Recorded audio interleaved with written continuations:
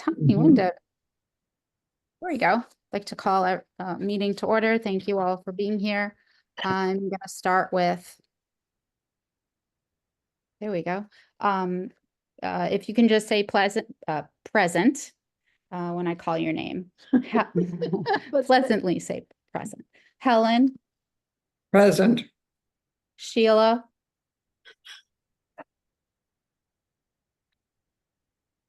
Let's go back. Miss Sheila. I think you're on mute.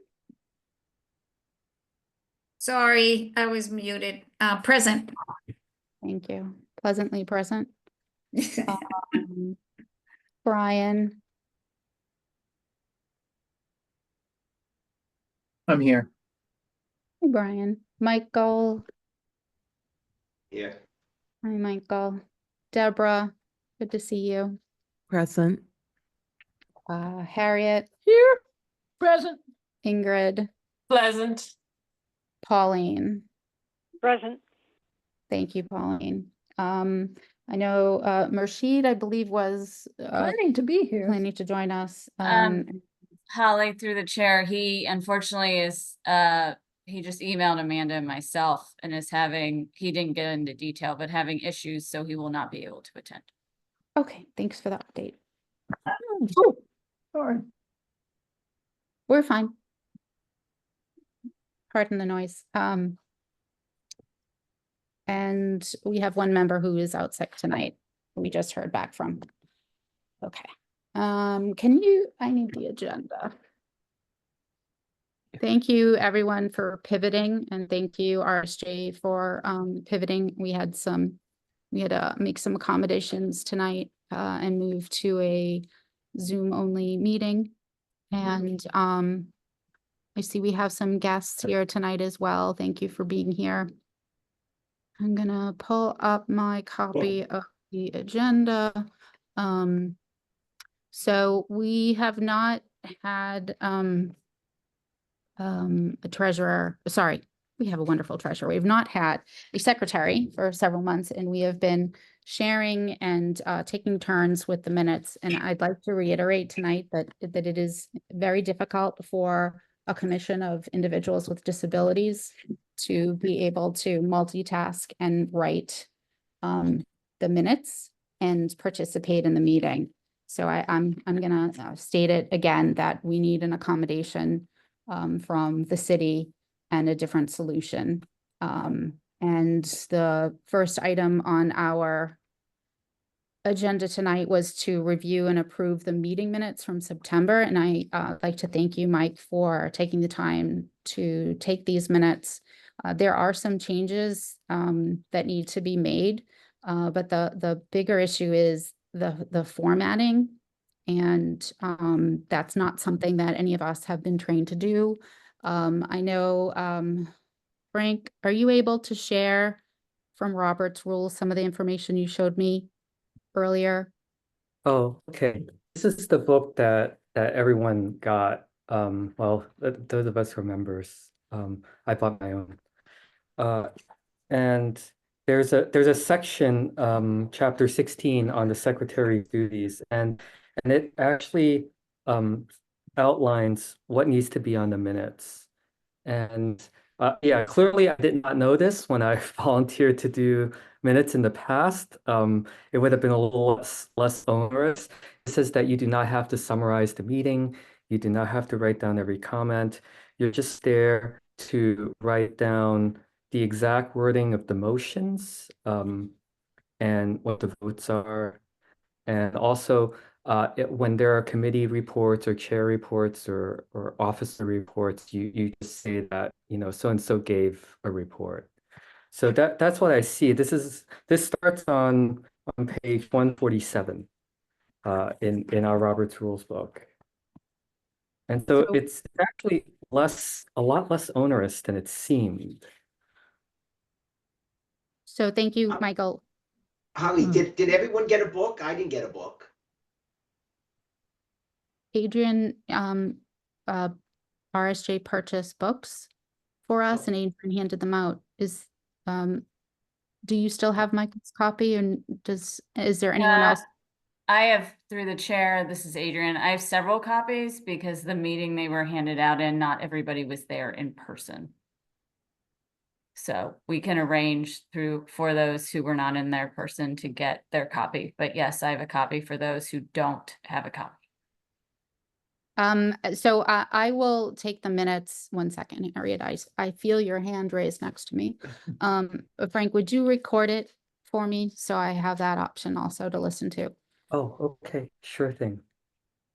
The bigger issue is it's really difficult for us and myself included to take the minutes and participate. And looking and knowing that formatting, because we've been jumping in and volunteering, and I truly appreciate that, Mike, and everyone who's been doing that.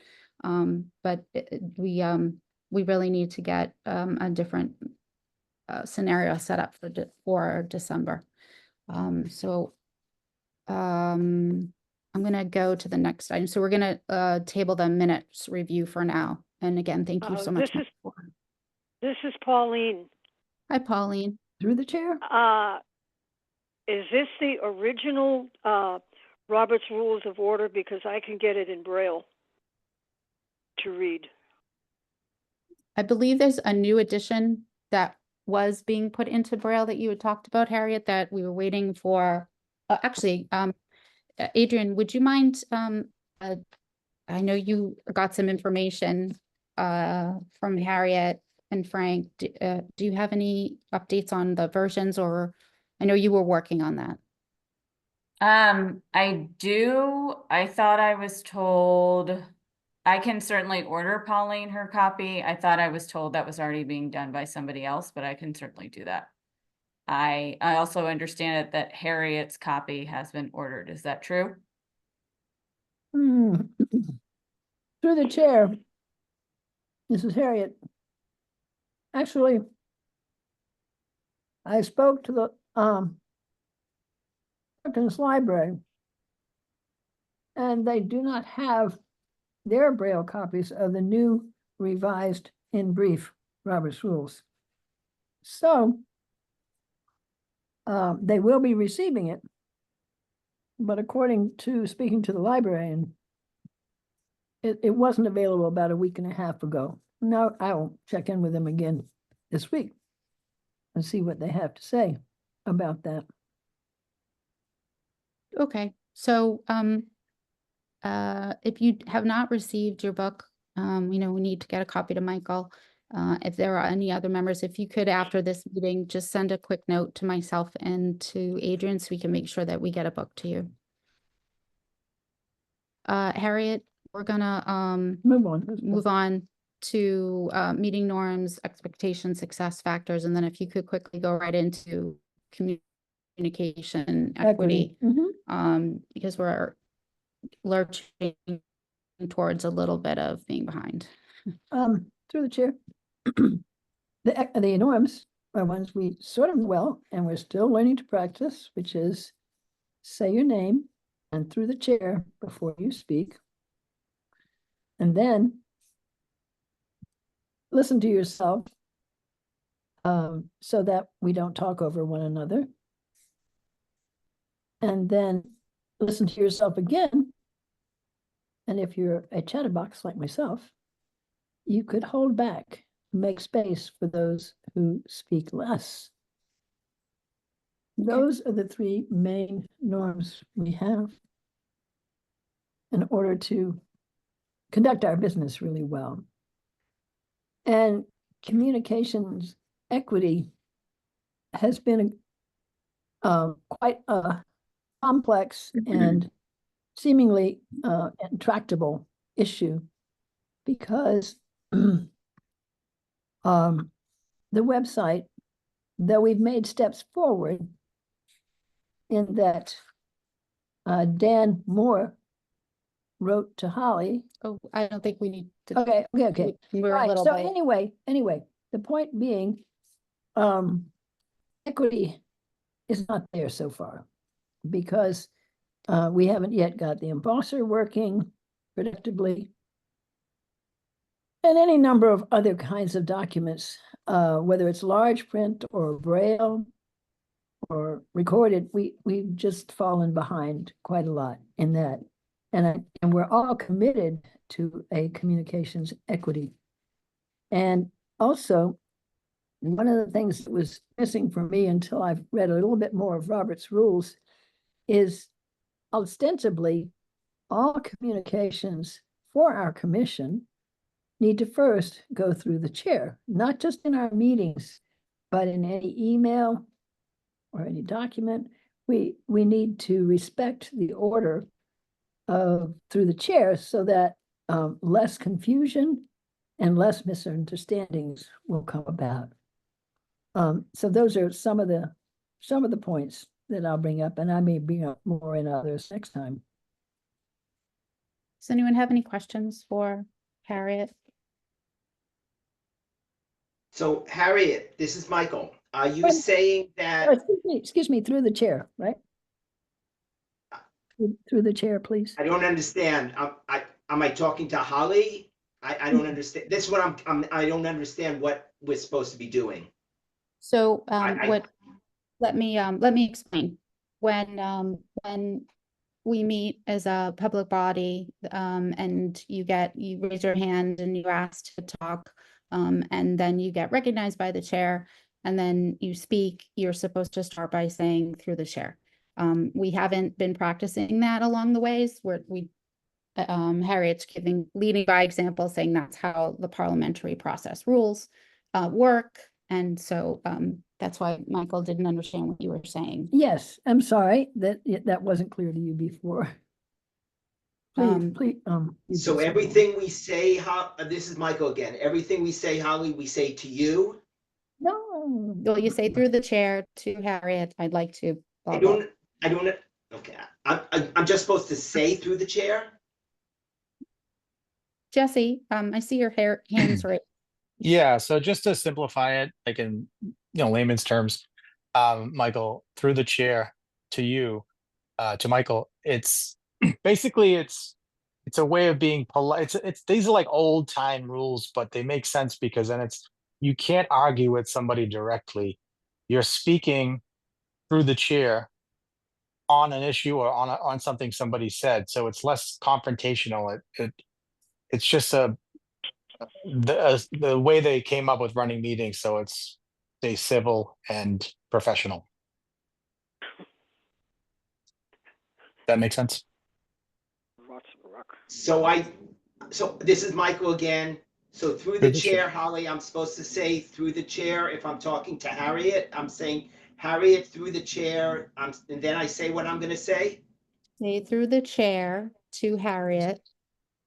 And then I'm supposed to acknowledge that you're speaking. It makes more sense when you're in public. And I'm sorry, I wasn't planning, Harriet, on implementing this right now. I appreciate you sharing it, but I think we may have a bit of a learning curve. I'm sure. So thank you and so please, Michael, you have the floor. Please ask your question. What was the other thing? So if we want to talk to somebody outside of a meeting, let's say we want to talk to a vendor or somebody, do we have to ask your permission first, or do we just have to CC you on it? Or what is it what was something like that said as well? I wasn't sure. It's not that someone did something specifically wrong. I think we were just talking, Harriet is more talking about parliamentary procedure. I understand. That's what I'm asking. I mean, is that parliamentary that we have to go through you to also talk to anybody outside of a meeting? Let's go in through the chair. So through the chair to Michael, so you really shouldn't be talking to anybody from the committee outside of. No, I'm not talking about through the committee. I understood that. Okay. I mentioned a vendor or somebody that's outside of the committee. I mean, there's no rules against that. I don't know if you guys have bylaws or something. I don't know, but I don't think there's any rule against you talking to anybody. Okay, and through the chair, if I'm friends with somebody, I'm allowed to talk to them on the committee. everything, you can say and do anything you like as a resident.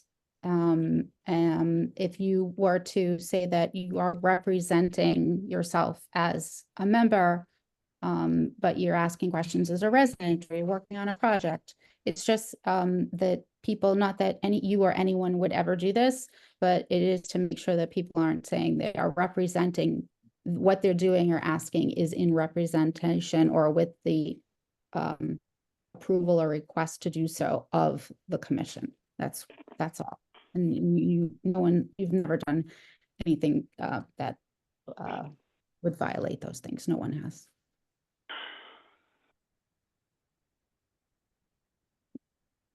Jesse, you have a question?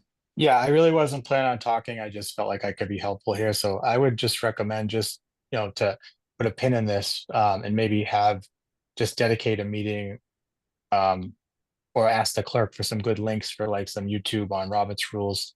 It's a small learning curve. You'll pick it up pretty quick. So, through the chair to all of you, I think that, that might be helpful. Thank you. And it's not logical, at least it's never seemed logical to me, Michael. So I want us to move forward to our next topic. Adrian, would you like to share your report? Through the chair, thank you, Holly. A few things. Tomorrow, the members of the commission will be receiving a survey link from me on behalf of the staff from Public Space and Urban Forestry in order to gain some additional feedback that they feel they did not get when they came to present at the meeting they were at earlier this year. Members of the commission are encouraged to engage with the survey. If you need assistance or in another format, I am happy to assist with that. In addition, also encouraged to share the survey within your networks, especially if you know folks who would be interested in increasing accessible or universal swings within our community. That survey will be due December 1st. So there will be an email tomorrow, and then I will send out additional reminders before that deadline. Adrian, can I see that survey before we send it out to everyone?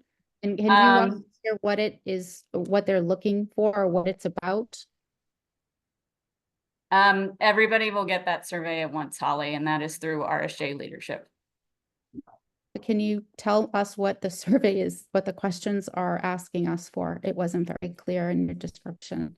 It's asking for additional feedback on what types of swings you would like to see, because the staff did not feel like they got enough feedback on that. And they also would like this commission, since you all know other people within your networks who may utilize those swings or be interested in having those swings, to get their feedback as well about the ones they would feel. So our state created a survey that they don't want to share with the chair, that they want to send to all of the members to get more feedback on the swings. So Holly, RSJ did not create the survey. PSEF created the survey, and I am sending it on behalf of PSEF to the commission tomorrow. Right. Appreciate the collaboration. Do you have any other updates from the public space and urban forestry on anything else? I do not. I did want to, and this will be a separate email. The city is asking folks who may be interested in hiring a teenager to shovel snow in the winter to sign up. I will send that email, because you do have to sign up before, quote unquote, the season starts, whatever that season's going to look like. Unfortunately, at this time, you can't sign up once a snowstorm appears. So I will send that link with the rates. And then if you know any teenagers who would be willing to do it, there's also information in that email as well if they're interested in helping out. But that is the end of my report. Thank you.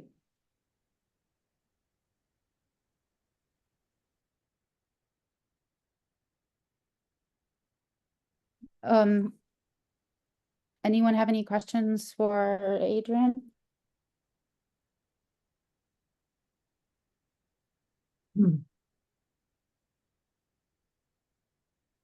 Oh, I'm sorry. There's a question right next to me. Yes, ma'am. Through the chair to you, Adrian.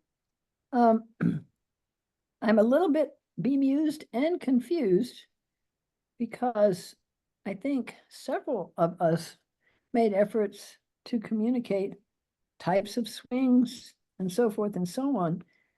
Is it perhaps because I didn't manage to get an email written, and I think I actually did, that there's a sense that though I am an individual commissioner, my response isn't a sort of a cohesion of all of our responses?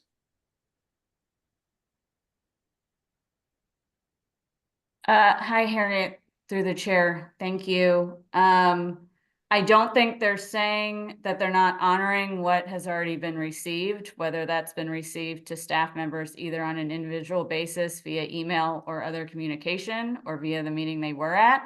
They don't feel like they have enough feedback on the types of swings to move this project along. So this is the next step.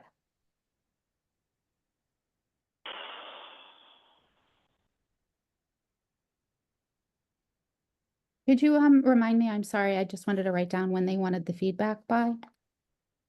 December. The feedback will be due December 1st. Thank you.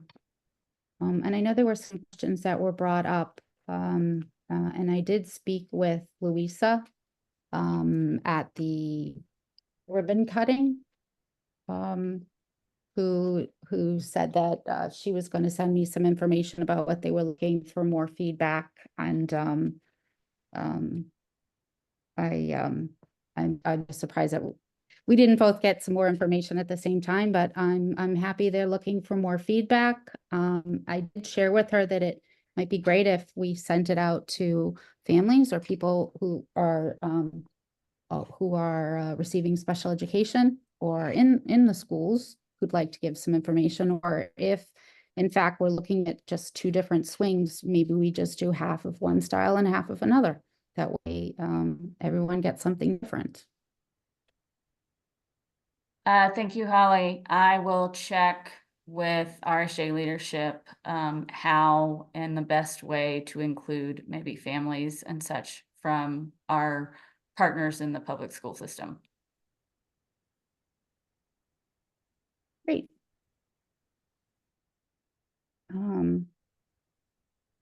Okay, just go back. We have some guests tonight. You see Alex.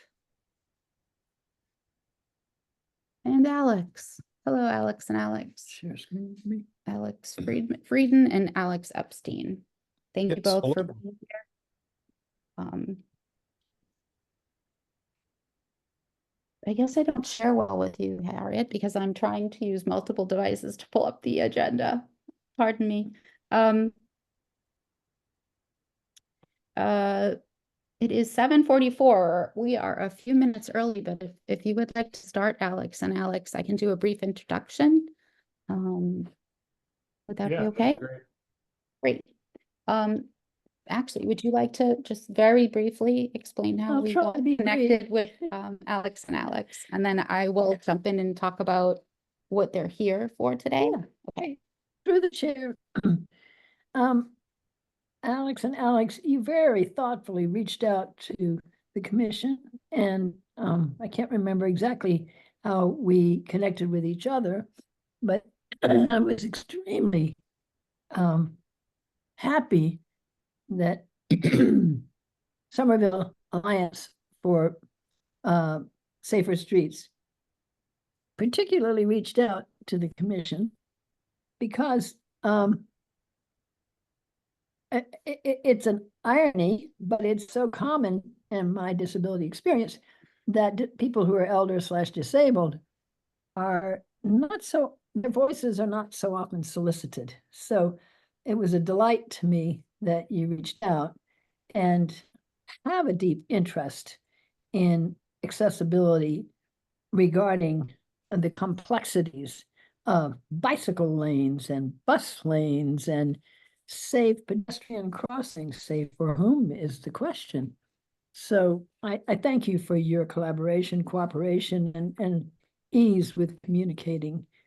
And it's just a huge gift. And thank you for all the work you've been doing. I'd like to hand it back to you, Holly. Thank you, Miss, for the vice chair to the chair. Oh, yes. So Alex and Alex are part of SAS, and we've had a lot of discussions about parking, and recently there's been some concerns that there's some changes that are proposed to our municipal laws about parking minimums in new construction. And we all, we wrote a letter. We have strong feelings about how that can impact people with disabilities and not having enough accessible parking. But Alex and Alex are not here to discuss that piece. That may or may not be something that they participate in, but that is not the topic for tonight. So if we can please just try to understand that we want to stay very focused on what they're asking us to endorse and to discuss and to share information about, because I do think that there is amazing potential with what they're doing that supports our work also, and to be able to collaborate with each other.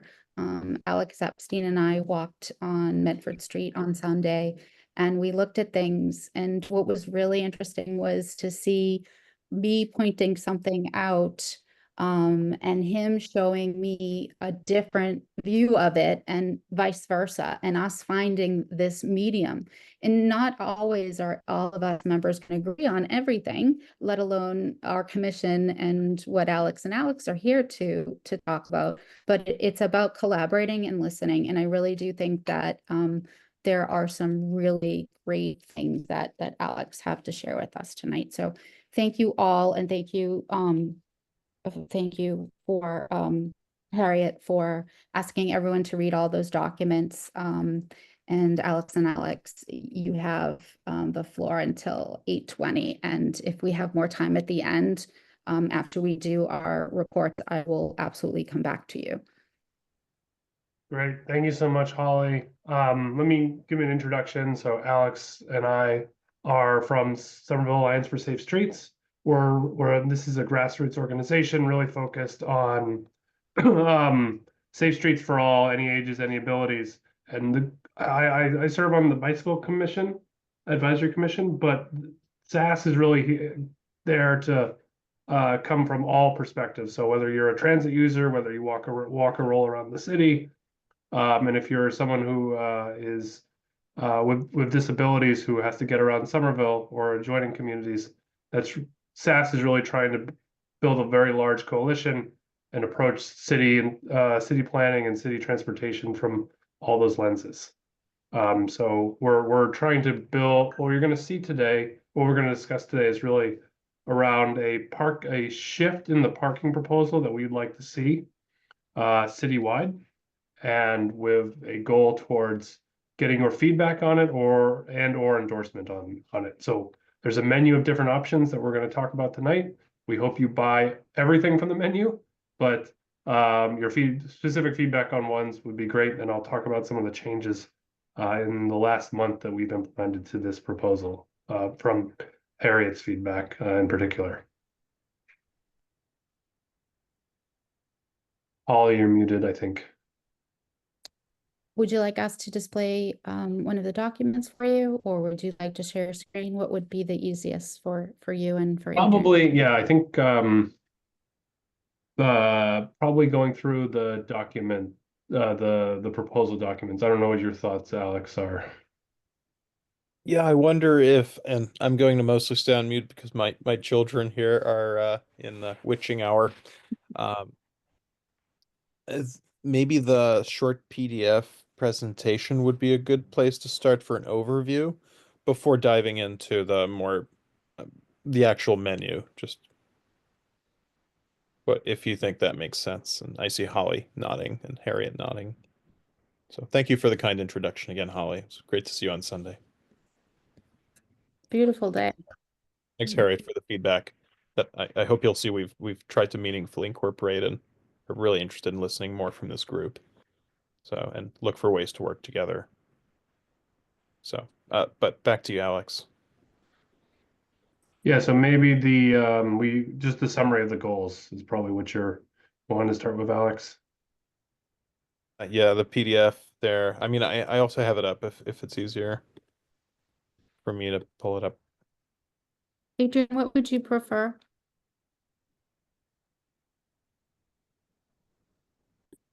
I have Oh, just, beautiful.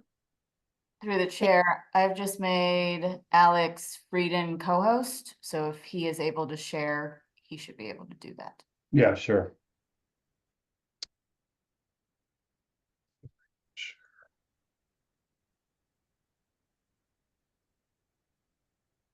Have it here.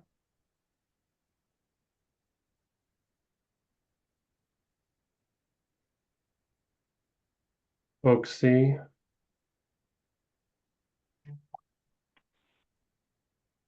Folks see the parking policy proposal?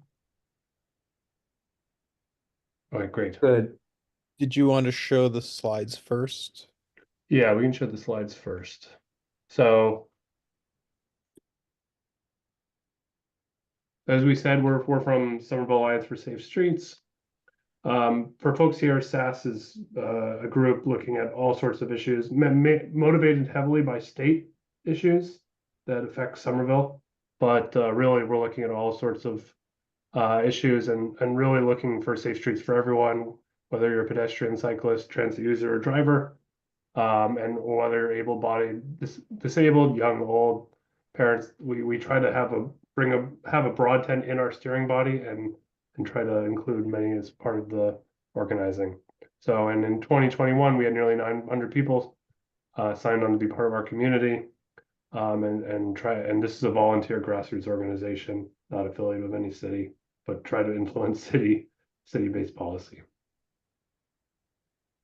So based on many discussions, we're bringing this proposal you've been sent previously and looking at today to this body plus the Pedestrian Transit Advisory Committee and the Somerville Bicycle Advisory Committee to get broad feedback from a bunch of different vantage points. And tonight we're looking for feedback and support from this commission. And please let us know if you have any questions or in the full endorsement or conditional endorsement. That's really what we're looking for. And then changes that make sense as we come to it from our own biases and would like to get this group's opinion on it. So where I'll start, this proposal is kind of an extension. Well, there's a Somerville Parking Task Force created a parking and curb use study and the recommendations. This is kind of an extension of much of that with very specific call outs that we think are good ideas for Somerville to adopt. Kind of the general summary is that we want to incentivize transit, walk, and bike trips. As per Summer Vision, we want to disincentivize motor vehicle trips where it doesn't make sense. As per Summer Vision, and we want to allow residents to use parking and parking tickets as a funding source to do the types of things the community wants. Some of these there's examples from all over the country where this has been very successful in terms of getting people more onto transit, street beautification, fixing accessibility issues as it becomes a funding source to do exactly that. The changes we've seen from this, the major change, as we've discussed with Harriet, we have kind of carve outs for heavier vehicles that do damage streets, sidewalks, curbs more frequently than their lighter vehicle counterparts. Harriet made the wonderful point that handicap vans oftentimes with 400-pound wheelchair lifts do go into the much heavier weight class. And so we've put a carve out in this policy proposal for exactly that.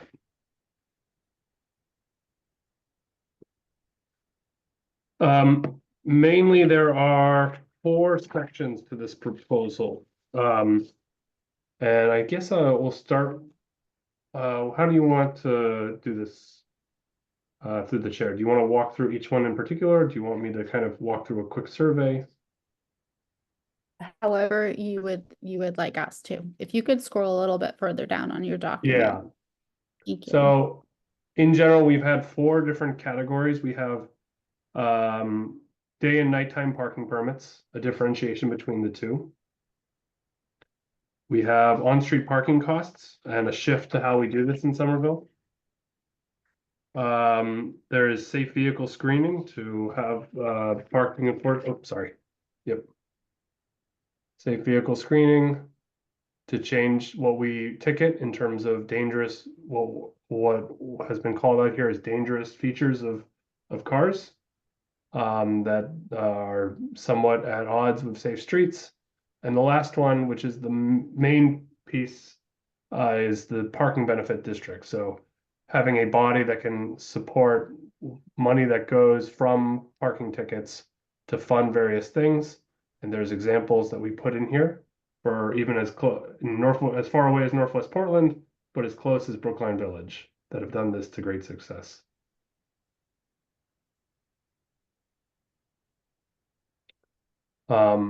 I guess maybe we start from the first one. The main thing we're asking for, we recommend here is off-street parking access, a shift for both to have daytime and nighttime different ones. And then, you would pay one fee for one and a fee for the other so that people can right size which parking they need access to. And this is based off a strategy in the Somerville parking curb use study. Alex, can I stop for you for 1 second there? Yeah. So you can scroll up just a tiny bit more. Other way, sorry. Scroll down. And describe. Dyslexic, there we go. Right above on-street parking cost, is the piece, I think it's my window. This is why I prefer, and then I lost Zoom. This is why I prefer in person.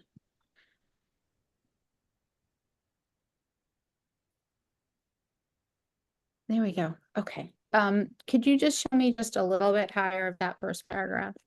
Yeah. There we go. Daytime and nighttime. So daytime and nighttime is one of the topics that we want to discuss, correct? Yes. Yes. So it says that off-street parking access related to parking in the curb use study, and it's talking about item B3. I'm reading this for Harriet. An address should not qualify for a street parking permit parking if it has sufficient off-street parking for the number of vehicles owned at that address. In addition, since on-street parking is most scarce at night, is that is the most valuable time to incentivize people to use their driveways. After 2 parking permits, one that is 24 hours and one that is only for daytime use, the daytime use should be significantly cheaper. That way residents with drivers will still be able to go other places in Somerville, but will park in their driveways during the overnight hours when on-street parking is most scarce. So what you're saying is one way to change the way the permits are is that people like myself who go to other parts of the city and use my car to get there would be able to go there during the day, but not necessarily park overnight in that area because I would have a day pass versus an overnight pass. So, and the same would be true if someone only wanted to have an overnight pass because they wanted to park on the street when they were in work. And you would see discounting those types of permits. Is that the incentive? I think what we wanted to do was if you found that you need to drive somewhere during the day, but didn't need to drive and park, but you had plentiful parking at your house at night, you could then right size the amount of money you're spending on parking by only buying a day pass with, let's imagine in this case, we split it 50-50, and so if it was $100 a year, you paid $50 for the day pass, but didn't need the night pass because you don't need you don't need the park anywhere other than your driveway at night. And this would lower the cost of parking?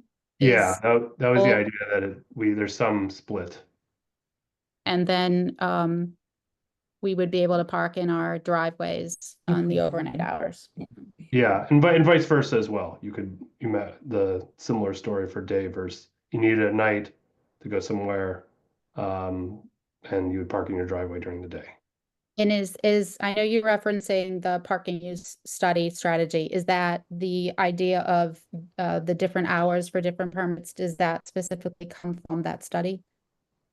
They don't, I don't believe they specifically call it that, but in that one, they differentiate the use of when the hours where it's most valuable.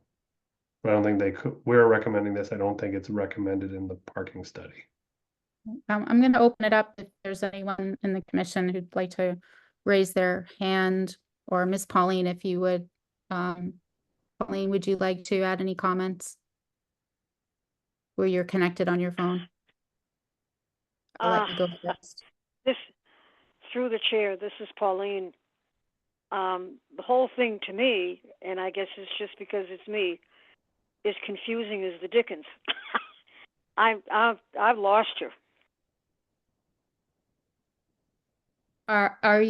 This is Holly. Pauline, are you confused about the idea of changing the parking passes to be for certain times of the day is confusing? Yeah, because So if you go ahead, I'm if sorry. you go if you go somewhere at night, okay, does that mean you have to pay a higher fee to park someplace if you don't have a driveway or whatever?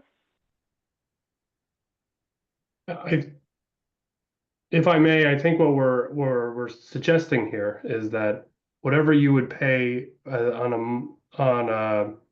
a yearly cycle, I think today it's $40 a year. You would instead pay $20 to have the day pass, or $20 is the night for the night pass for the year. And you may choose to take both, but the idea is to allow people to right size which one they take. Okay. I think adding the dollars made it clearer for me also. Thank you. So instead of paying $40 for a pass, as we do now, you could buy one that's just $20, or you could buy both.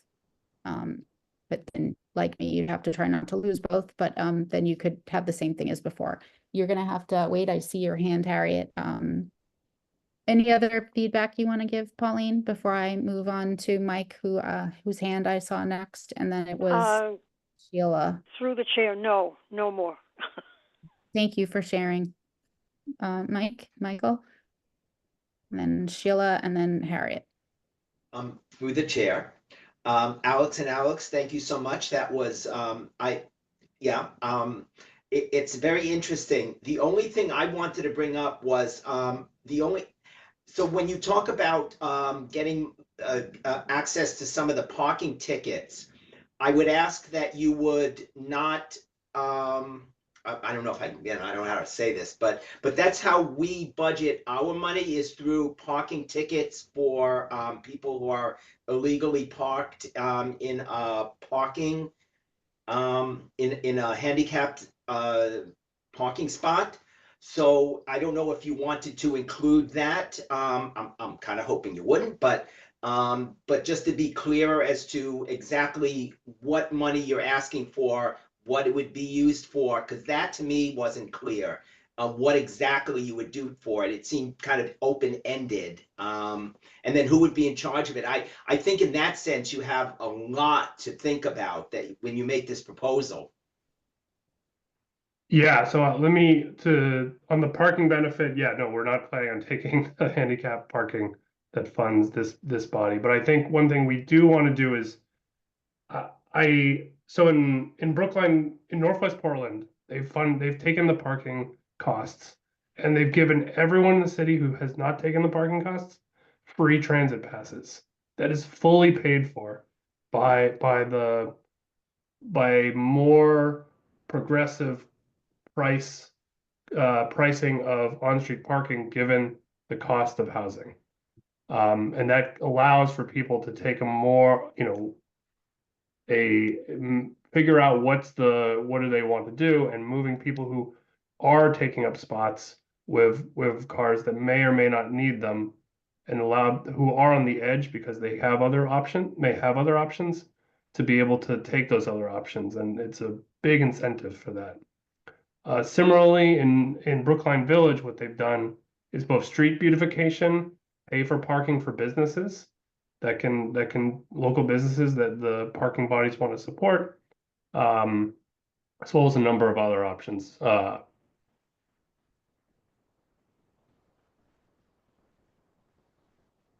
But thank you for the feedback. Go ahead, Mike. I'm- And then I'm gonna So bring it- through the chair, so I hear you, and I hear that you hear what I'm saying. But I would just, like, who would be in charge of that? Would you decide? Would you and Alex decide? Or who would actually decide where that money goes? And that's just something for you to think about when you make your proposal. I don't think you have to answer that right now, but yeah, that would be my biggest question. Great, thank you. That's a good question, Michael. Would it be, that part of this is changing our ordinance, and then those decisions would have to be discussed and deliberated by, city council and others. So this is more of the idea of using those funds for other purposes and then suggesting providing, T passes, to others. Thank you. Good questions, Michael. Sheila, you had your hand raised. Yeah, to Alex and Alex, through you, to the chair. This is Sheila speaking. I have one, just clarification. In the example you give on this section, daytime and nighttime parking, the first one is address should not qualify for permit parking if there is sufficient off-street parking, and then that some people only need, that it's most scarce at night. So what you're saying is those people who you're saying should not qualify for any street parking could do it with the 24-hour or the daytime pass? I'm just confused. You're saying that address should not qualify for permit parking if they have sufficient off-street parking. Yeah, one thing we were trying to use with this was to force either to have it so that if you have off-street parking and you have a high availability for it, that you could not use on-street parking for something like nighttime parking for yourself, or that the cost is escalated from what the baseline is for people who don't have access to it. The idea is that if you have access to it, your driveway is taking up space, unequitable space compared to what the total street capacity that's there. But that's why we wanted feedback on that particular one from this group. Yes, so again, through the chair, so you're saying, I'm still a little confused. The idea is you would not offer any on-street parking passes, whether it was the 24-hour or the daytime one, if you have adequate off-street parking, or they would still be eligible for the daytime parking pass? Alice, I saw your hand up. Alex, I saw your hand up. Well, through the chair, I think we're looking to you for feedback. You're raising a great question, Sheila. Are there enough use cases where someone with an off-street driveway, such as we have, would still wish to drive during the day to another destination in Somerville? Is that while not allowing a nighttime pass, or would it be more like new development in 85% of the city that's in a transit district where those new developments don't have on-street parking at all, that they're eligible for? It could be done either way, but I think the the philosophy here was to try to encourage those who do have off-street parking to use it, so that those who are maybe reliant for parking their cars on the street are in less there's more availability on the street, particularly overnight. So that's the original thinking there, and that's from the parking and curb use study strategy B3, if you look back at the parking and curb use study. But whether it be day or night, eligible for those who have a driveway, I think, Alex, you and I kind of have left that open with the development of this suggestion. So is there one way that the commission would steer us? Well, if I could follow up, to you through the chair. For instance, a person that may have, van accessible, a wheelchair accessible van, and they have a parking, they have a driveway, so they can park there. But as they travel throughout the city, they would need a permit to access any parking that they would need, more than most people would. So that is the question, is that, would that give them the ability to buy this daytime pass, even though they have a driveway, but do need because a lot of times, you know, we always hear about people making a choice or trying to de-incentivize people to drive. There are people that you cannot de-incentivize because the car is a necessary means for them to travel. So raising the prices for them or limiting access for them isn't effective because they don't have a choice. So whether you make an exception for people with the handicap placards or the handicap plates, or to anybody who wants a daytime pass and uses their driveway at night. I was just unclear in here whether that was something you were saying. It's just not quite decided yet. It's just an option to offer these two different passes.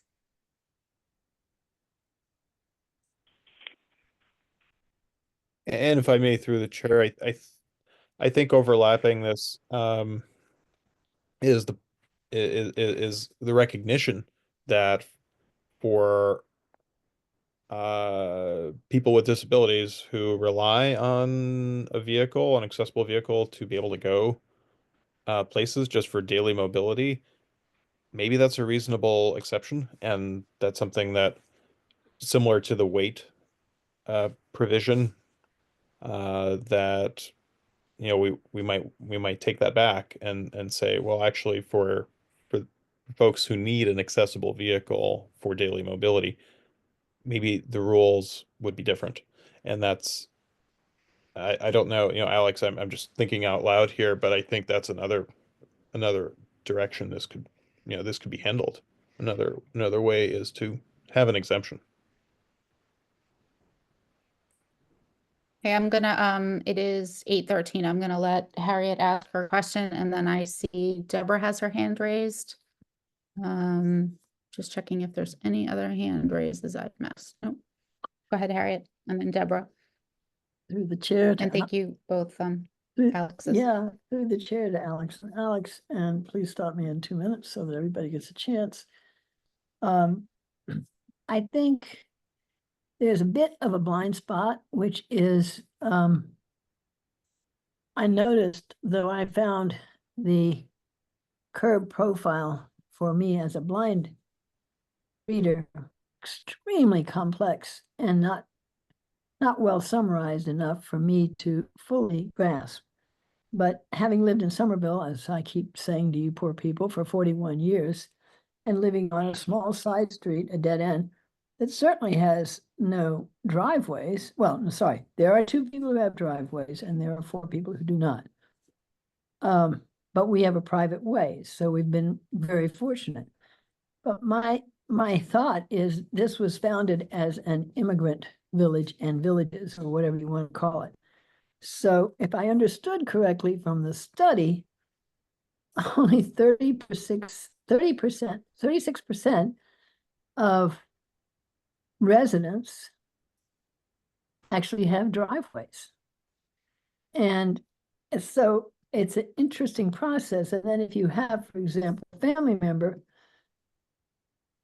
who needs a wheelchair van, maybe not every day, well, you have that in your driveway. And then maybe 2 other adults that drive, or you need to leave space for a caregiver to get in the house, a PCA. You kind of need to have overnight parking. So I can imagine that would be an exemption that you all would take into pretty serious You're right at 2 minutes. thing. And the other thing is, I happen to know, unless Brookline has changed it, I don't believe they've ever had overnight parking unless they changed that. Thank you. Brian, I see your hands raised. Did you want to comment on something Harriet said, or would you, or did you want to speak, or would you like to speak after Deborah? I can speak after Deborah. Okay, thank you. Deborah, would you like to go next? Yes, thank you. Through the chair to Alex.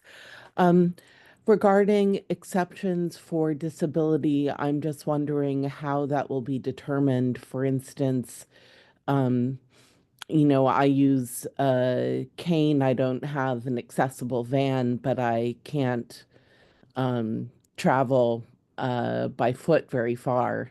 And in fact, I have other people drive me, so much like I have a disability placard to move to car, is it possible to designate somebody as your disability chauffeur, which is basically what I have, although it's a family member.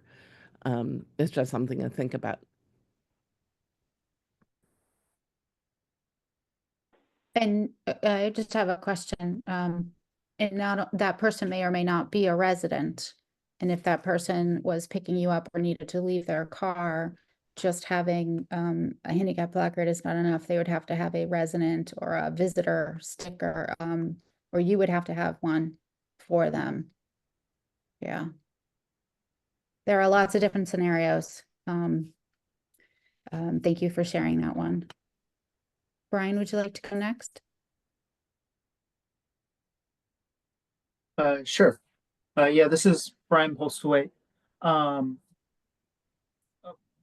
question I have is just a question of clarification of what the proposal is. I see that it's referencing the recently produced citywide parking and curb use study. And that curb use study had 26 odd recommendations for improving the parking system in the city. Are you all recommending the findings of that study, or are you picking certain findings of that study that you want to recommend or prefer over others?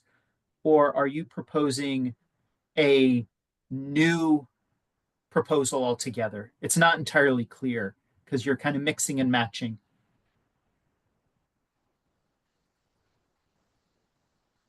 Yeah, good question, Brian. We are recommending the findings of that study, and then we are also picking ones that we think are things that we want to call attention to that should definitely happen. And then there's some additions that are not in the parking study. So it's definitely do this parking study and do these other things. And this is, and just for clarification, this is not a city proposal that you're making. This is a proposal from a third-party organization. Yes. Got it. Cool. Thank you. Thank you, Brian. Helen, do you have any feedback you'd like to share? We have like 2 big minutes left before I need to redirect us to the reports, and then hopefully we can come back to Alex and Alex. I just wanted to give Helen and Ingrid a chance if you'd like to just add anything.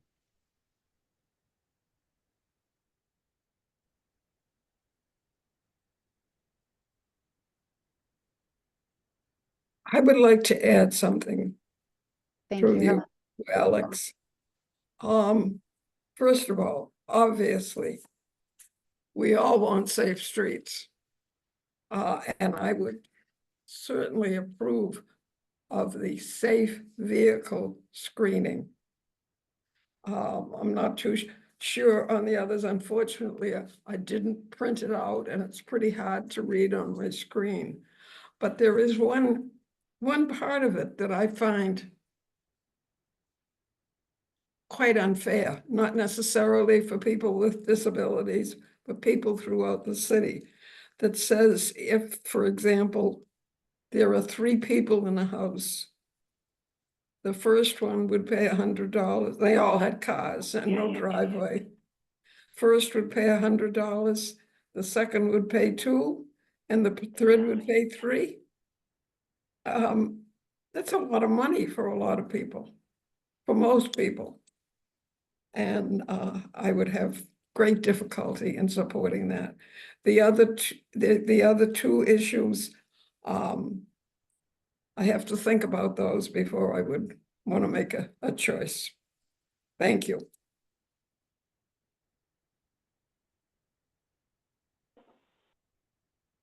Thank you, Helen. Ingrid, and I'm just, I think you're muted.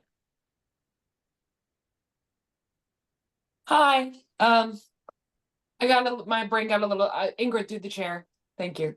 My brain got a little scrambled by the number talk, but I have MS and my legs don't really work, so I'm kind of in the cane camp with Deborah. I really can't walk very far. So I've also lived in Somerville for 17 years, and I've lived in 2 addresses, and I've never had a driveway. I have a handicap placard, so there's some protection in that, but all of this talk just intuitively and instinctually kind of freaks me out that it's going to be, it's not that it's going to be a kind of another way that I'm going to have to navigate not getting to, because it's seeming like there's obstacles to disability inclusivity. So I'm just frustrated, but listening and hoping for the best. And hoping I can still just park and live the way I've lived in this city for 17 years. That's all. Thank you, Ingrid, for sharing that, and in a very respectful and meaningful way. I know Alex and Alex are here to really listen and hear about the different challenges that we have and different things that, you know, do work for us. I need to shift us over to the project group reports, and I want to start off with the mental health group. Alex and Alex, if you are able to stay, we can go on to another group, or we can certainly discuss more ways to get more feedback to you. And I want to make sure that I move us forward on the agenda. Michael?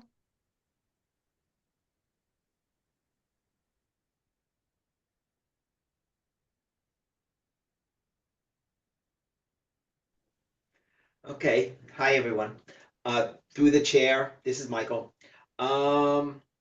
So there are 3 of us on the mental health committee. Myself, Harriet, and Lori.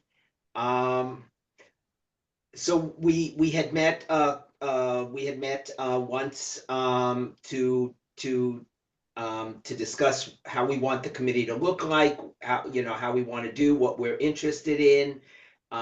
We did email a lot to each other throughout the thing. Lori was going to take a little bit and talk about what her interests were. I'm going to leave a few minutes at the end for Harriet to talk about what her interests include. My interest pretty much lied in a few areas. I'm very interested in putting together a mental health resource list to share with the city, naming supports that we have within Somerville. I already started doing that by going through my insurance resources. I looked on the internet. I want to put a Google Doc together so people can keep adding it. And unfortunately, we're going to have to vet anybody that's on this resource list. So, we'll have kind of 2 separate lists, one for people that were accepted and one that that need to be vetted. I would love to see if we can get a website, a page on the website to put this, to put these resources on. I know that what is it? Human Health and Human Resources, is that what it's called? They have some resources on theirs, but HHS, Health and Human Services. thank you. Yes, I knew human was in there somewhere. Health and human, whatever you just said. Sorry.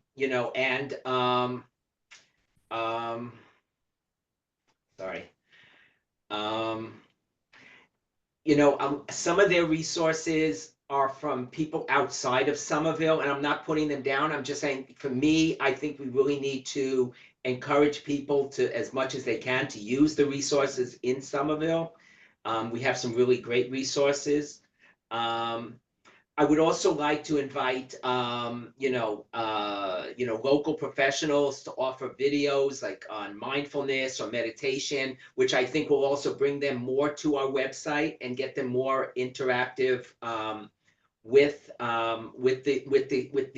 the citizens of Somerville.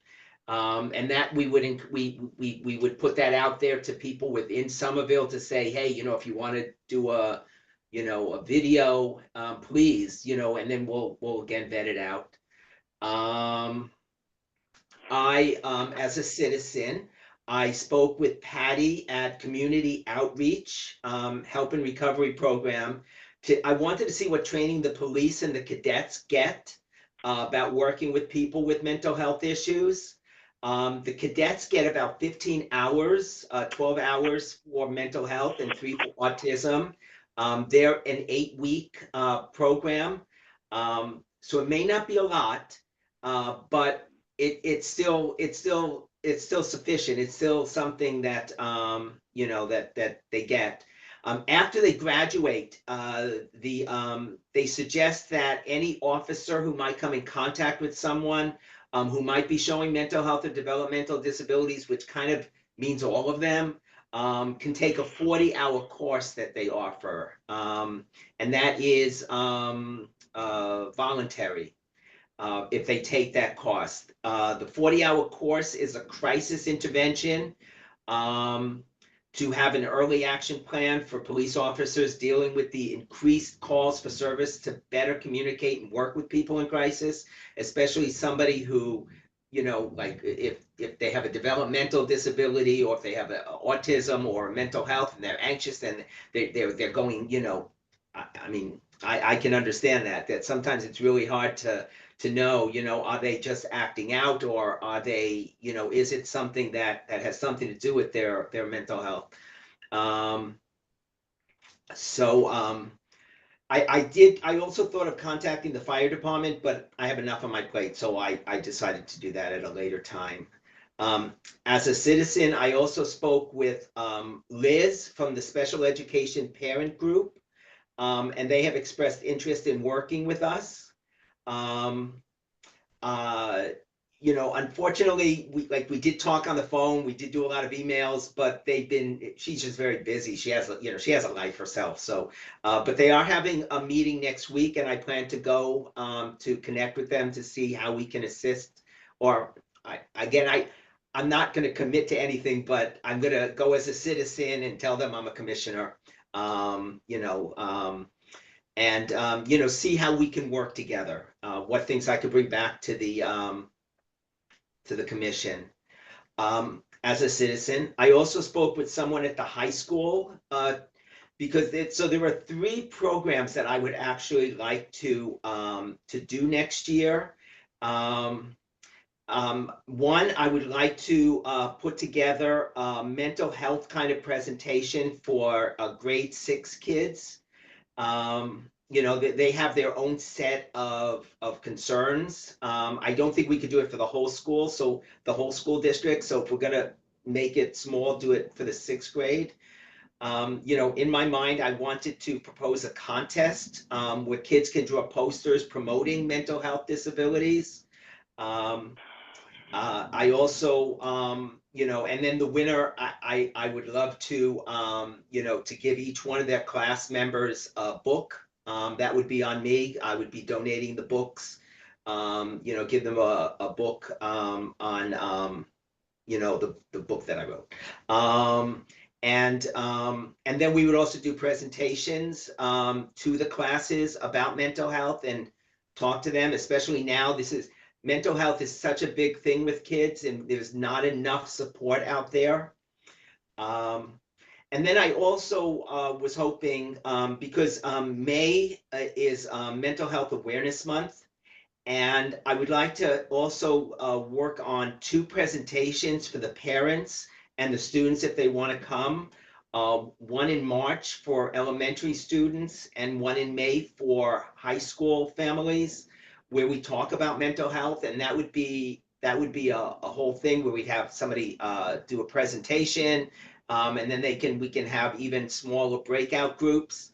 Nicole, the person who I met with, she did send back some things that we have to think about. I mean, we would have to have translators in each of the separate rooms in case people went. So it's a big thing. So I don't know if we're going to be able to do like as big a thing, but I think just having some kind of presentation with the school district where we're working together to let the citizens of Somerville know that this is an issue and that we are here to help support them in any way that we can. I think that would be I think that would be a great thing. And then in May, if there's any possibility of having some kind of mental health fair in Davis Square, where we can get as many people from Somerville as possible to they can get a table. We can do our own little whatever fair to do that. That would be great. I also, and I one proposal I wanted to put out to the group for discussion. How are we doing on time so far? Did I do that too quickly? Did I talk so fast that I have like 15 minutes It's left? talking too fast in any of our meetings. Speed talking is recommended, although no one can follow along, so I will stop joking about that. But Okay. I scheduled you through to 8:40, but 8:42 and What time is it? What time is it now? 32. Oh, good. You're Okay, I have doing 8 great. minutes. I could do it in 8 minutes. So I will say this then, as a citizen, may I say something about what I'm doing as a citizen that I'm not doing as a commissioner? May I have the chair's permission to do that? To talk about something you're working on, of course you can. Okay, yeah.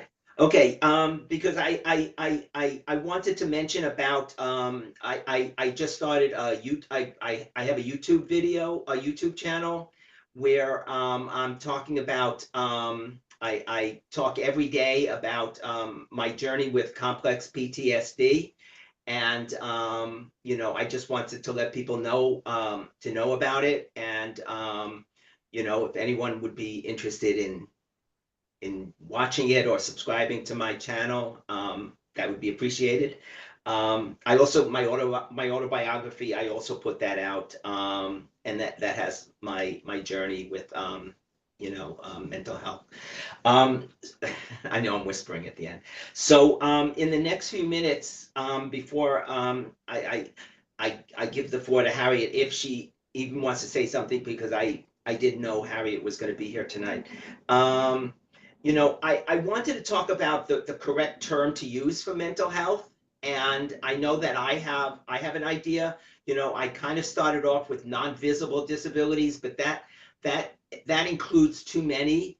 So I'm just wondering, what if people are comfortable with the idea of saying, a mental health disorder. But I think it's open up to discussion for a few minutes to see what people think about that, instead of a mental illness or, mental disorder, a mental health disorder. I did a lot of research and seeing, what it is, because, stress, just being stressed out, you can have mental health concerns, but it's not a disability. It's not so I'm just wondering what people think about that, and if we can come to a kind of a, a yay on just using that as the term, mental health disorder. So Thank you. Holly, can we Michael, put it you out did for discussion, or what do I have to Sure, make a absolutely. proposal or something? Absolutely. I think you did a great job, sharing all the work that you've been doing. Thank you so much for all of that research and reaching out to so many different groups.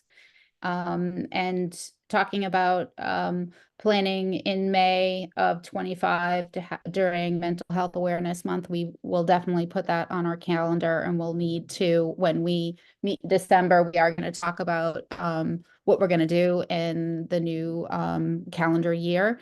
And we'll make sure that we definitely have a group and a plan and a budget, for you to, figure out how we support, having a mental health awareness day.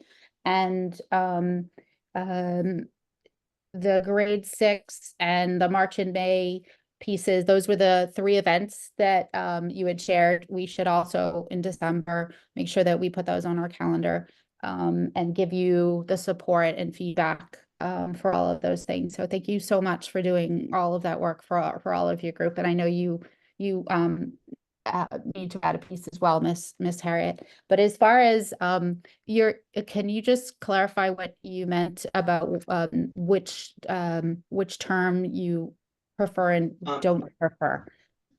Well, I would propose that we use the mental health disorder. Like somebody has a mental health disorder. And what That do would you be the term that I would propose. But I would even say we can even put it off till December and let people think about it. Because it doesn't have to be right now.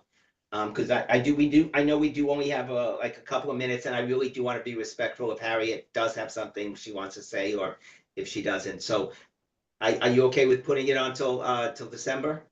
Absolutely. But can you just answer my question? What Oh, would I'm so sorry. It's okay. What does Which mental question? health disorder replace? What is the term that you Oh, no, just so prefer? just so we're all using the same language. It's not replacing anything. It's just that people Oh, use so many different ways of saying it. I think it's just helpful to have one way to say it, that we as a group are saying, this is how we're gonna say it. That's what I'm proposing. thank you for clarifying that. Does anyone have any feedback they'd like to share? I see Ingrid has her hand up. Hi, yeah, Give me yeah, one second. Ingrid through the chair. Oh, sorry. I apologize, Ingrid. Brian, is your hand up from earlier, or did you want to ask a question?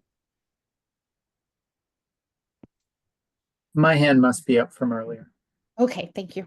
No worries. Go ahead, Ingrid. I apologize.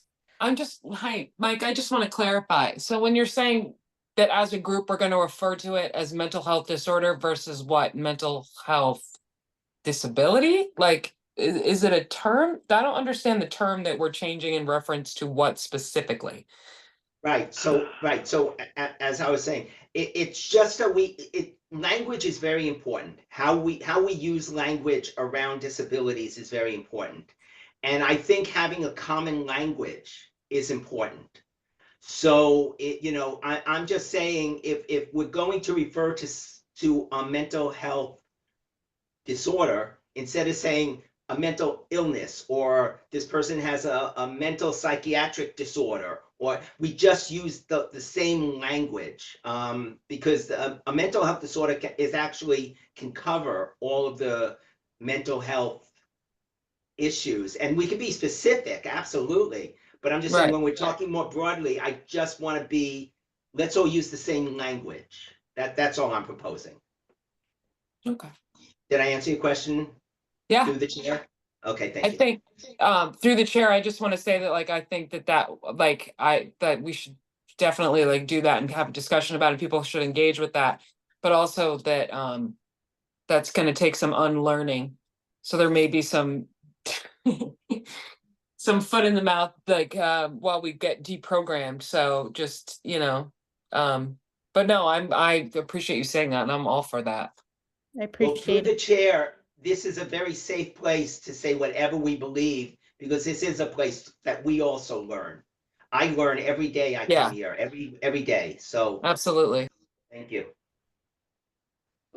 I muted myself, excuse me. Thank you, Mike. I'm gonna let Harriet speak, and then I'm gonna jump on to a quick update on legislative matters. And then we're gonna move on to parking, education, and then our treasurer, and hopefully we have some time still to give some more feedback to Alex or to make a plan of ways to get feedback to Alex and Alex. I think I will defer until the next meeting. Right now, I'm content for the moment. The only question I would add for our consideration is, it is certainly wonderful to coalesce on a term for mental health issues. And the tricky part is we're kind of going to also have to work with all the different terms in a way, because people have heard of it differently, people work in different fields and everything else. So amongst ourselves, maybe we can agree. But then I also have a wondering about the broader societal view, and that can wait. Thank you. Through the chair, I forgot. Thanks, Harriet.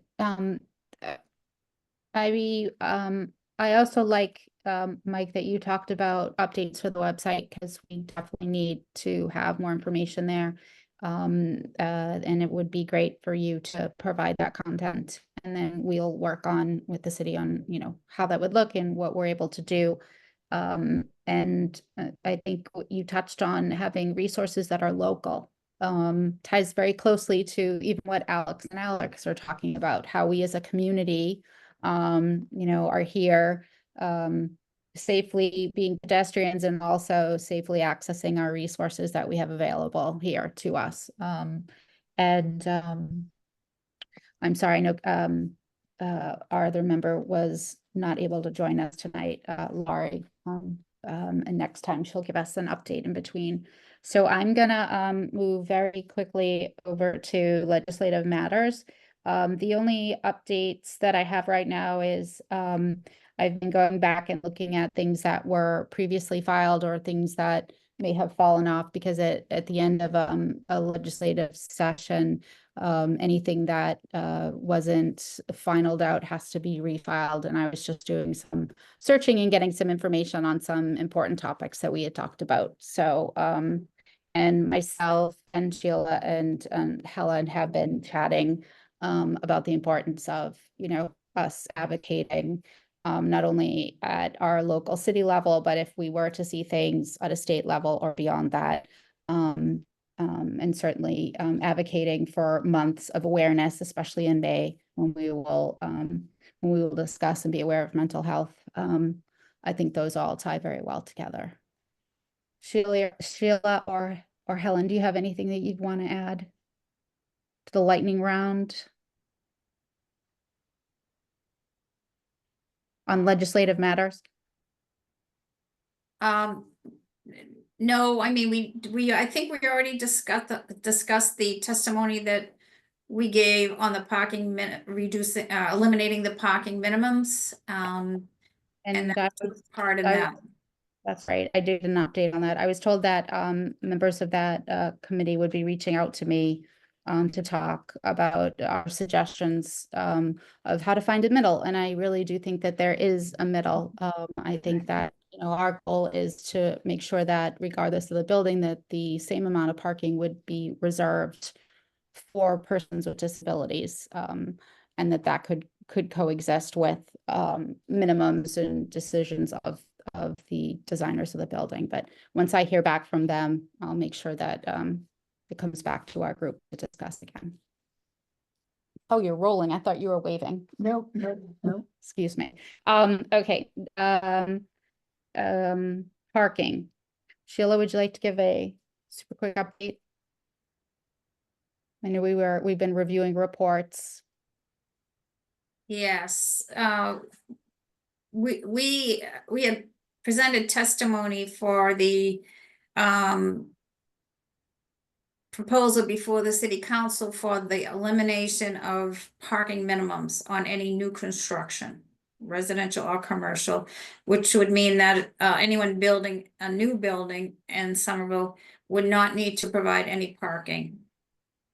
And we expressed the difficulty that would be for some and many disabled people as far as even residing in a building like that. If it's a commercial building, visiting that, whatever commercial entities are in the building, or even visiting someone at some of these buildings. So I think we spoke last meeting because we created a letter that we did submit on behalf of the commission, and we all voted and submitted it. That's the one Holly just referred to, and they've responded to Holly and asked for further discussions about the effect that would have on the disabled community. I had also submitted written testimony, and I have heard back from one of the city councilors too, wanting to engage a little bit more about, you know, the issues that face disabled people without parking. The proposal was kept in committee. They didn't vote it out because they wanted to hear more from our group and other groups in the community that might have difficulty if that were passed. So our hope is that it brings further discussion that would maybe bring us to some common ground where we can satisfy the needs of the disabled as well as the city's long-term climate goals, which is the reason for that, you know, the proposal. So that will be continuing. We'll hear more. We'll report back after we've had more discussions with the city councilors involved. Thank you, Sheila. The last group is our education group, and I know Harriet was going to help with that group, and Deborah, and it was leading that, and Ingrid, and also Nick. And Nick is traveling and is not able to be here tonight. So I know that if you have anything you'd like to share, Deborah. Sure.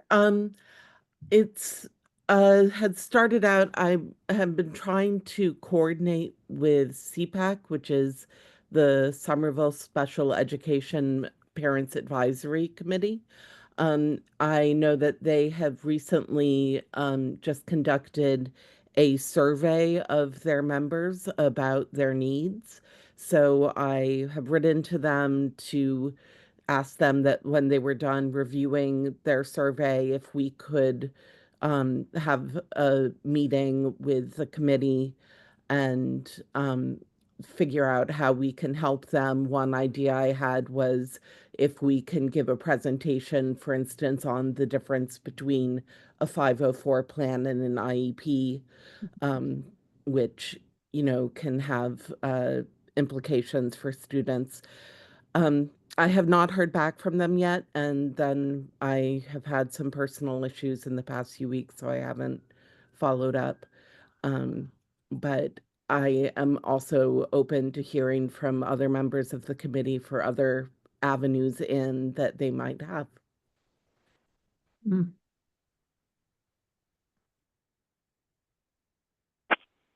Mike, you have your hand raised. And I see Ingrid, you look like you're about to hit a button. Go ahead, Mike. This is Michael, through the chair. So Deborah, that's who I've actually been in touch with them. This is where like the mental health and the education should be probably working together. So, you know, that's the person I've been in contact with. They're going to be talking about that survey on Tuesday, the meeting that I'm going to be going to.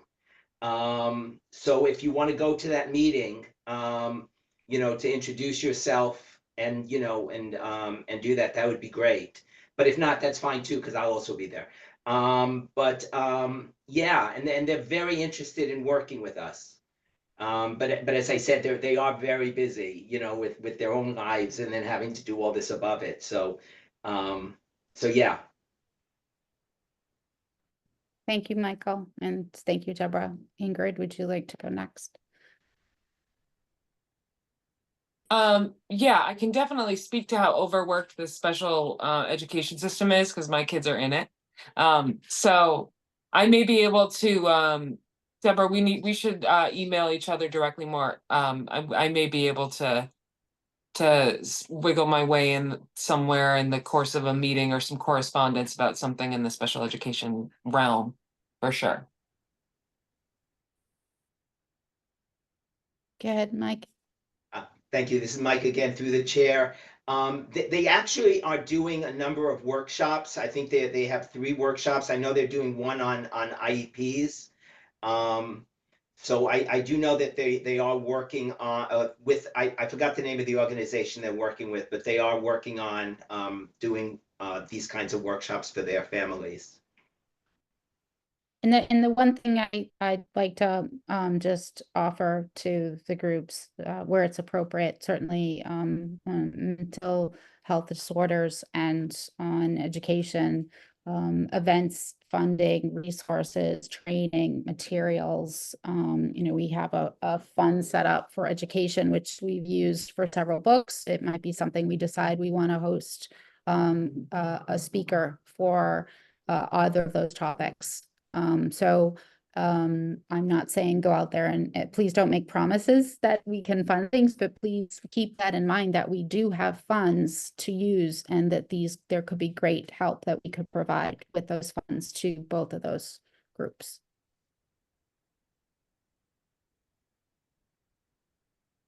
All right, Sheila. And then we're going to go back to Alex and Alex. Okay, yeah, I'll give you a quick summary. I'll give you both September and October. If you remember last time, we kind of ran out of time before I got to do it. So just as far as revenue and expenditures for those 2 months, for September, we had total revenue of $10,208. That is $9,000 in fines and fees and $1,208 in investment income.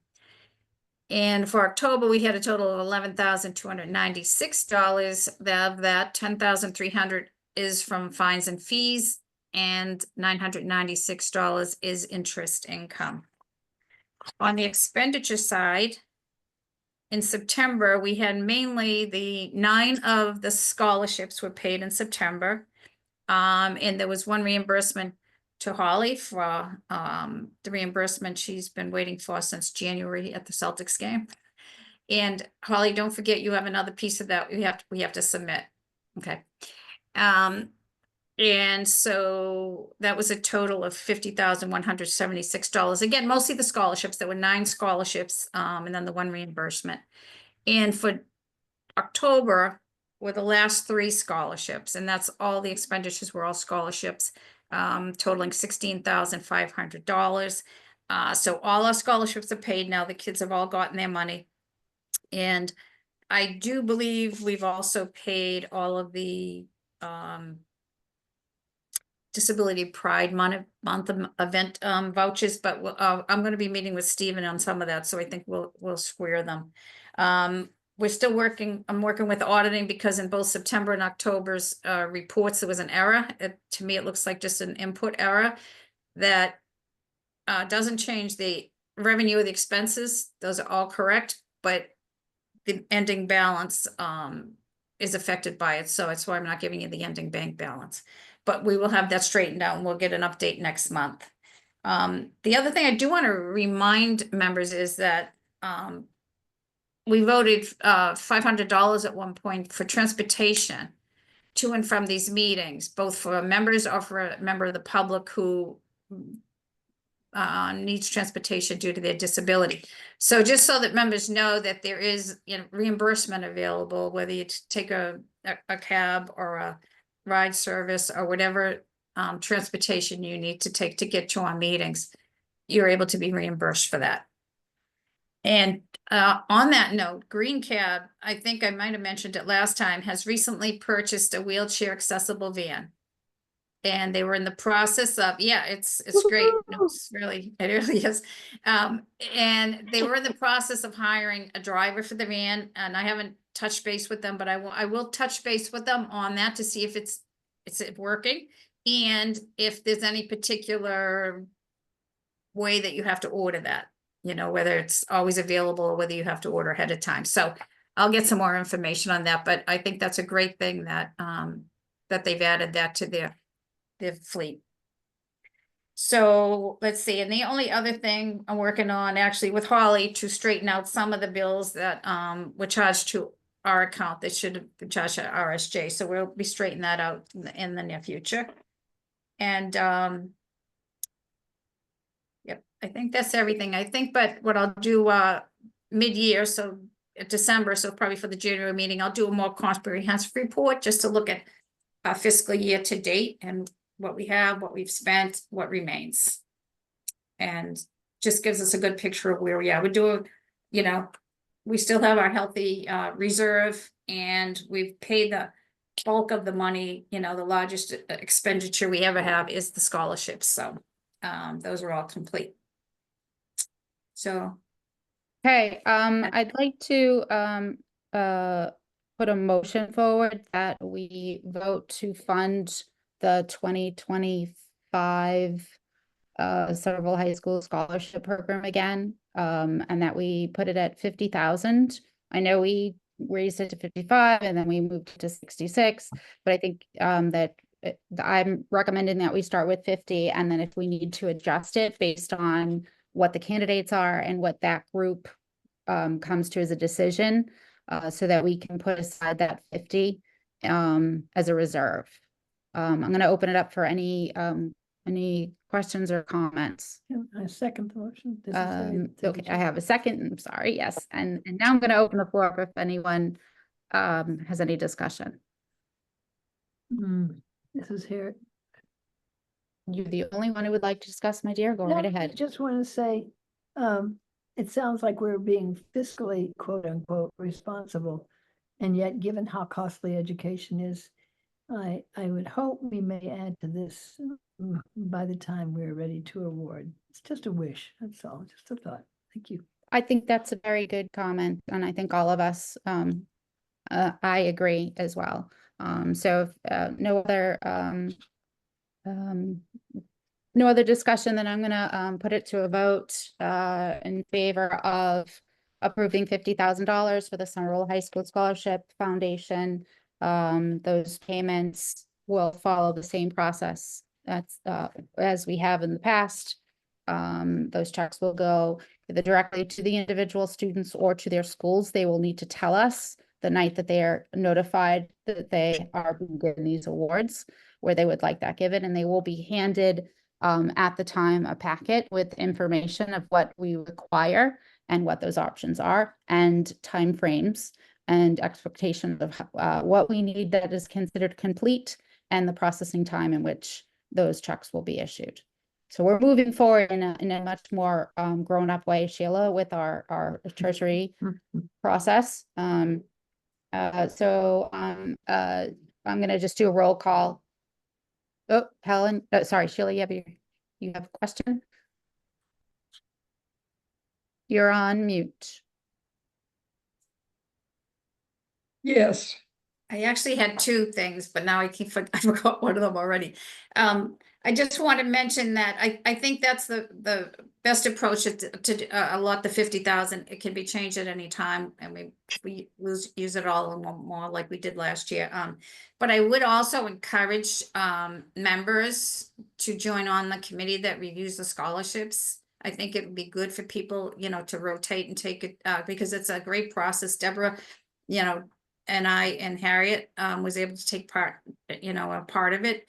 I think that we both found it very rewarding to really see what these kids have done in their lifetime, what they plan to do, and what they overcome to get it done. So it really encouraged people, you know, different people, you know, to come onto it and do it. So that's all. Crystal, did you have a question? This is Crystal through the chair. Apologies, I know that we're running up to the wire.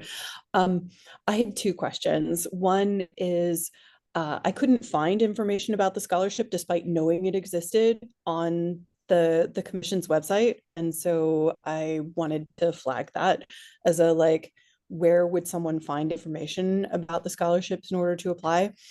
And also I was wondering, and I don't know if others are,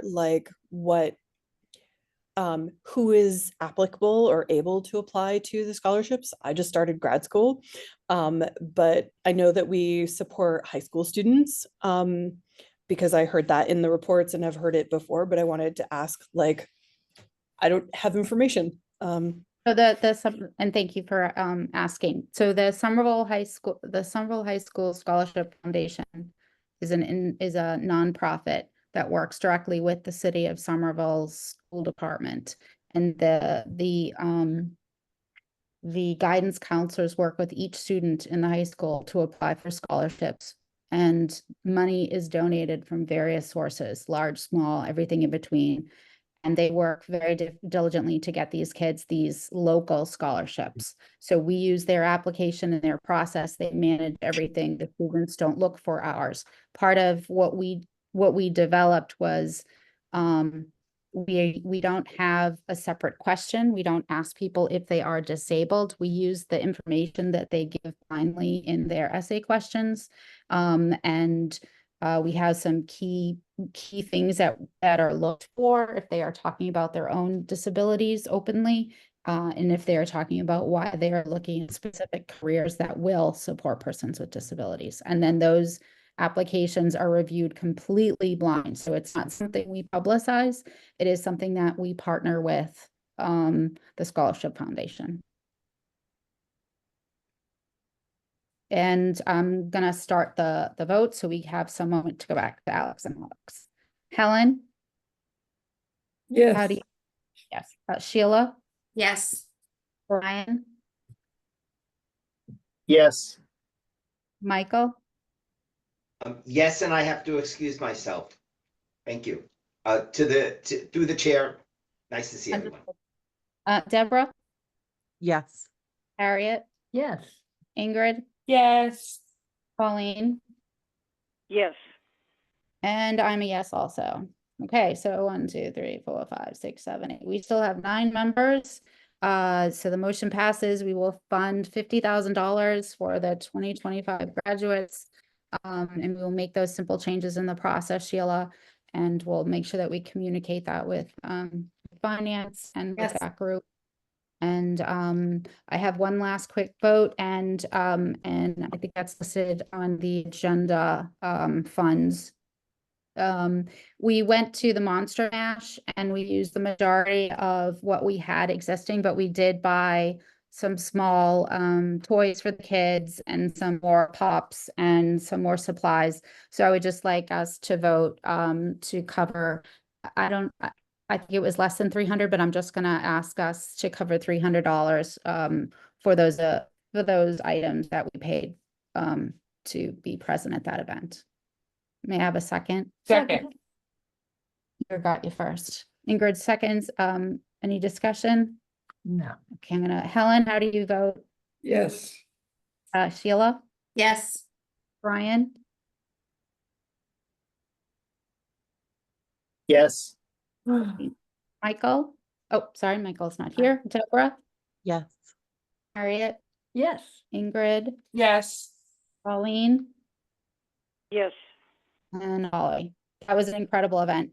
And I'm gonna bring us back to Alex and Alex. You have our full attention. We have to have 7 members present. 1, 2, 3, 4. 1, 2, 3, 4, 5, 6, 7, 8, 9. We have 9 right now to remain in session. And I would ask that we not go beyond 9:30. And if someone does need to leave, that's understood. Just please let us know so we can make sure we still have quorum to be discussing.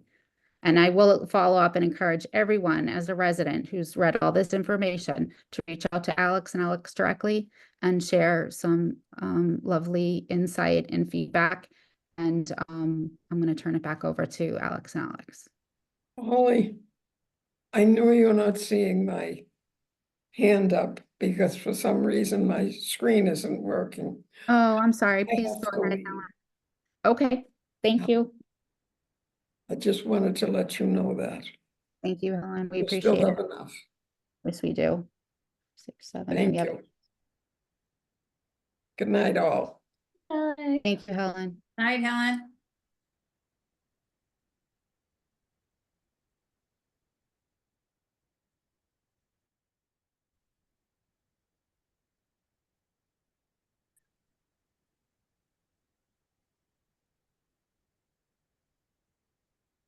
Nick, would you like to share your document again and maybe I'm sorry, Yeah, Alex.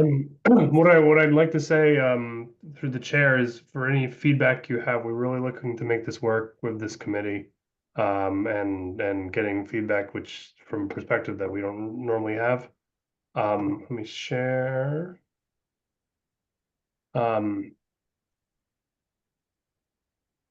Desktop too, sure. Sure, yes.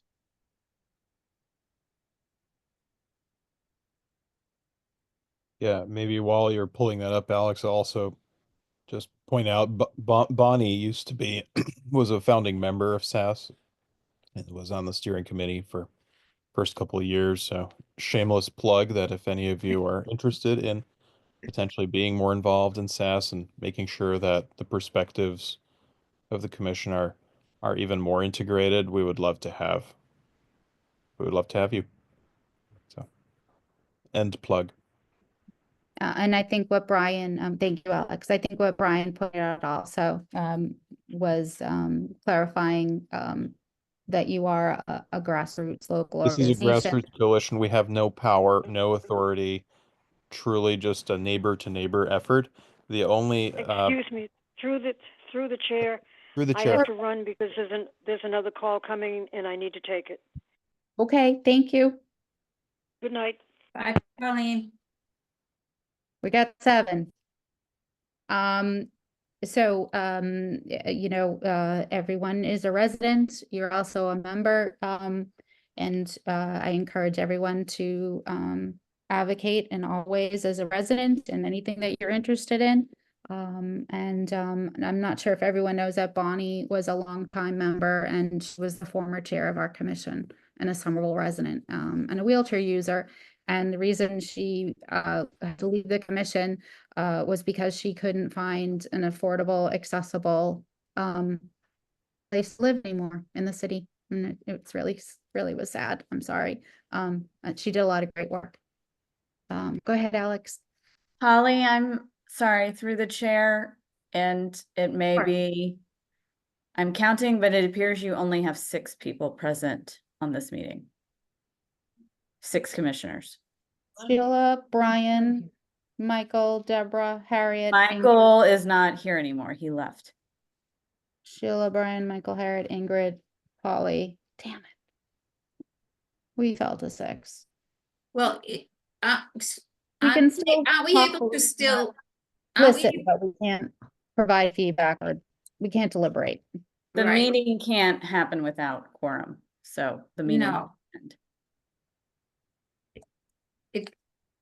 So I believe the meeting can happen, but we cannot Yes. deliberate anything. Right, and can't vote. So if you had not had quorum, you wouldn't have been able to start the meeting at all. So from my understanding, the meeting has to end if there's no longer quorum. I don't think that's what Robert's rule says. That's my understanding through the chair. This is Deborah. That's my understanding of Robert's rules as well. Okay.